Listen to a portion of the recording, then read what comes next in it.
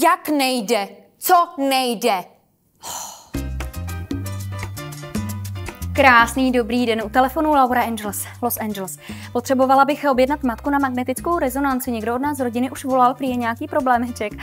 Máti nemůže pondělí, středy, pátky od 18 hodin má soudkyně Báberu. Máte nějaký jiný termín mimo tyto časy? Prosím, je červen. Prosím vás, Máti je sice nevlastní, ale v říjnu bude tu nohu tahat za sebou. Nám by se to hodilo v pondělí ráno. Jo, paní doktorka je na dovolené. Mateřská. V důchodu. Rozumím. Vaše jméno?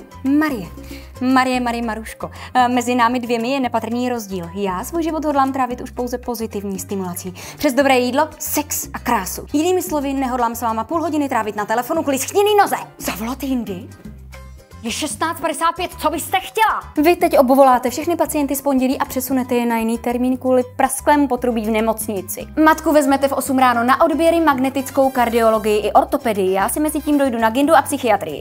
Ale to co? Maru mi to položila.